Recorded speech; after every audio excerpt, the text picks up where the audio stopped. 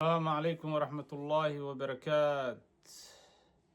shantii bishii 11 1447 ku beegan 23 bishii afraad 2026 waxaan ka soo xiganayaa alcarabiya.net. soo jeedida Bakistan, furitaanka marinka Hormuz, beddelkeeda yareynta cunaqabateynta Iran. Bakistan ayaa sii wada wadahadallada ay isku doonayso inay isku keento wafdiyada Mareykanka iyo Iran si loo bilaabo wareegga labaad ee wadahadallada. Ilo xogayaal ah ayaa sheegaya in Islamabad ay soo bandhigi doonto fikrado cusub kuwaas oo ka mid noqon karto si qayb ah loo qaado cunaqabateynta badda ee Mareykanka soo saaray. Iran iyadana beddelkeeda ay furto marinka Hormuz. Ilo wareedyo waxay sidoo kale tilmaamayaan in ay jirto rajo taxaddar leh oo ku saabsan in la gaaro horumar iyo dib loo bilaabo wadahadallada. Dhanka kale, mas'uul Bakistani ah ayaa sheegay in xiriirka lala leeyahay Iran uu weli socdo, balse jawaab rasmi ah ay weli laga helin. Rajada horumarka. Wasiirka arrimaha gudaha Bakistan, Mohsen Naqvi, ayaa sheegay in dalkiisu filayo in horumar laga gaaro wadahadallada ay la leeyihiin Iran. Wuxuu sidoo kale carabka ku adkeeyay go'aanka madaxweynaha Donald Trump ee lagu kordhiyo xabad joojinta oo ah tallaabo muhiim ah oo lagu dejinayo xiisadda. Wasiirka wuxuu muujiyay in rajadiisu ah in Washington iyo Tehran ay siiyaan fursad xal nabadeed oo diblomaasiyad ah. Fursadda u dambeysa.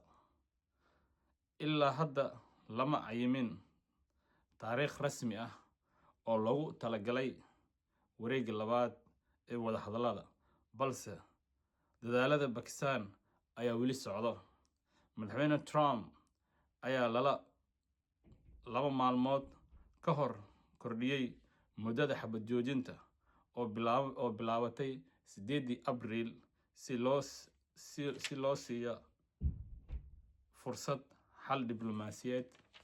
Si kastaba, wuxuu u digay Iran inay haysato fursaddii ugu dambeysay oo ay ku keento jawaab midaysan oo ku saabsan dalabka Mareykanka.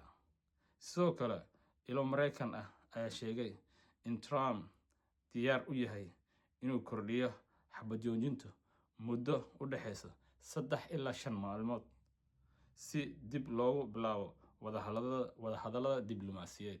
Walaal qodobka labaadna waxaan kasoo xignaa Sky News.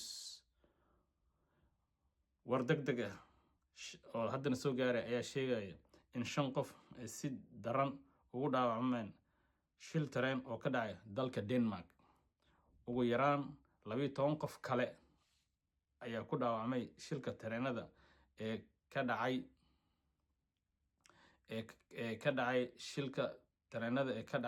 dalka Denmark, sida ay sheegayaan gurmadka degdega ah. Shilkan ayaa dhacay subaxnimadii Khamiistii, qiyaastii 4 kiiloomitir waqooyiga kaga beegan caasimadda Copenhagen abaarihii 6:30 subaxnimo. 5 qof ayaa la sheegay inay ku jiraan xaalad halis ah kadib markii 2 tareen ay isku dhaceen si foolka fool ah. Mar kale ee dhaawacyada qaba ayaa la sheegayaa inay yihiin kuwo fudud. Booliiska ayaa ku tilmaamay dhacdadani shil weyn iyadoo goobta gaareen ciidamo badan oo gurmad oo ku jiraan ambalaasyo iyo helikobtaryo wataan si loo qaado dhaawacyada. Shilka wuxuu ka dhacay qadka tareenka ee isku xiro magaalooyinka Hill Road iyo Kagero. Afyaheen u hadlay gurmadka ayaa sheegay waa 2 tareen maxalli oo isku dhacay si foolka fool ah. Waxaa jiro dad dhaawacmay, balse dhammaan rakaabkii waa laga soo saaray tareenada, qofna kuma xanibin gudaha tareenka.